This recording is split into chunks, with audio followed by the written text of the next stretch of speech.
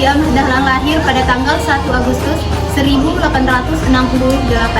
Kiai Haji Ahmad Dahlan merupakan putra dari Kiai Haji Abu Bakar, putra yang keempat dari 7 bersaudara.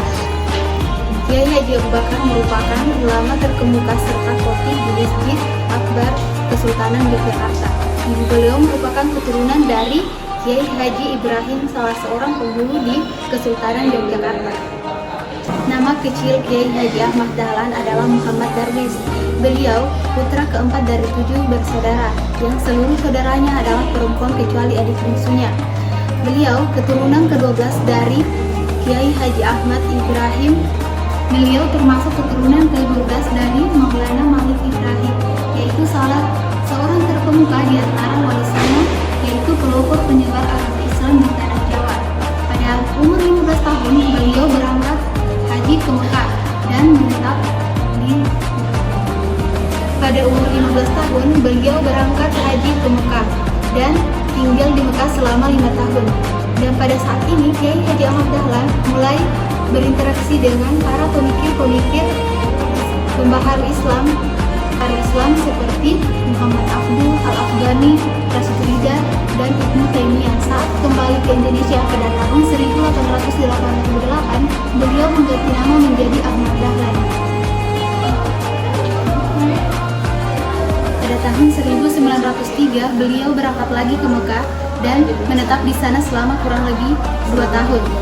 Pada saat itu, beliau sempat berguru kepada Syekh Ahmad Khatib, yang merupakan guru dari pendiri Nahdlatul Ulama Kiai Haji Hasyim Asy'ari. Pada tahun 1912,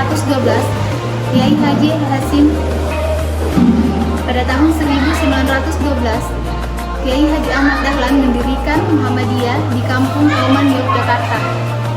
Ahmad Dahlan meninggal pada tahun 1923, tepatnya pada tanggal 23 Februari, dan dimakamkan di Pemakaman Karangkajen, Yogyakarta. Aktivitas kehidupan sosial Kiai Haji Ahmad Dahlan tidak pernah lelah dalam mencari ilmu dan mengamalkannya kepada masyarakat. Beliau juga merupakan salah seorang ulama dan pedagang yang tidak lepas dari kehidupan sosial keagamaan.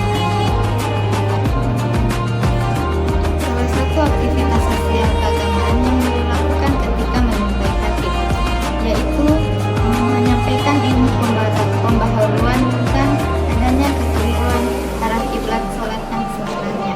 Banyak masjid di Jawa selama ini arah kiblatnya menghadap ke arah barat, padahal seharusnya ke arah barat daya. Hal ini merupakan sesuai dengan perhitungan ilmu falak. Meskipun banyak menerima penolakan dengan ilmunya, Ahmad Dahlan tidak menyerah begitu saja. Menurut beliau, Islam tidak akan bisa berdiri tegak tanpa adanya perjuangan. Perjuangan bisa dilakukan melalui wadah organisasi. Selain itu, menurut Kiai Haji Ahmad Dahlan, pengembangan Islam harus senantiasa dikembangkan dengan cara meningkatkan ilmu pengetahuan dan kecerdasan melalui lembaga pendidikan. Kiai Ahmad Dahlan adalah tokoh yang memiliki sifat lebih mementingkan amal atau tindakan dibandingkan dengan tulisan. Dapat kita lihat dalam usaha organisasi yang didirikannya seperti Muhammadiyah merupakan refleksi dan juga memanifestasi dari gagasan pemikiran pada bidang keagamaan dan pendidikan. Untuk mengetahui seperti apa landasan orientasi pemikiran beliau, kita perlu melihat bagaimana cara beliau membangkitkan pendidikan yang didasari oleh pemikiran mengenai penciptaan manusia.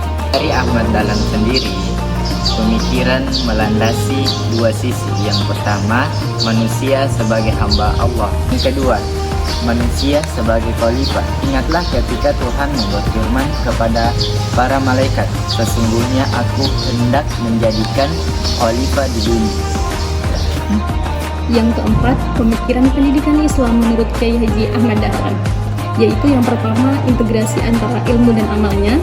Orang yang beragama adalah orang yang menyerahkan jiwa dan hidupnya kepada Allah SWT. Beliau mengajarkan ilmu Al-Quran kepada muridnya di surah Al-Maun ayat 1-7, dan setelahnya diajarkannya beliau langsung mengajak muridnya untuk praktek langsung atau mengamalkan ilmunya. Beliau mengajak muridnya ke pasar untuk menemui pengemis dan anak-anak yatim, diajak ke masjid untuk dimandikan dan diganti pakaiannya yang lebih baik. Untuk itu, beliau menanamkan sifat dermawan dan sifat peduli terhadap lingkungan sosial. Karena ilmu dan amal adalah satu kesatuan yang tidak dapat dipisahkan dalam praktik pendidikan. Peserta didik dituntut untuk mengaplikasikan ilmu yang telah didapatkan dalam kehidupan sehari-hari. Integrasi agama dan ilmu. Pendidikan yang baik adalah pendidikan sesuai dan dapat menyesuaikan dengan tantangan zaman. Oleh karena itu, beliau memikirkan mengintegrasikan ilmu agama dan ilmu.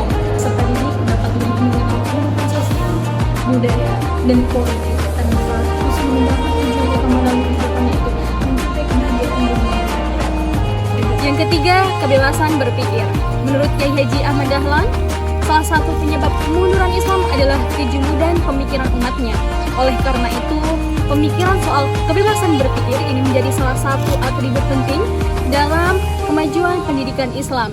Namun, dalam kebebasan berpikir harus tetap memperhatikan taraf relativitasnya dan batas-batasannya, karena kebenaran yang mutlak hanya milik Allah semata. Yang keempat yaitu pembentukan karakter. Pendidikan sejatinya tidak hanya bertujuan untuk mencerdaskan intelektualitas, namun juga untuk membentuk karakter dari peserta didik dalam kehidupan sehari-harinya.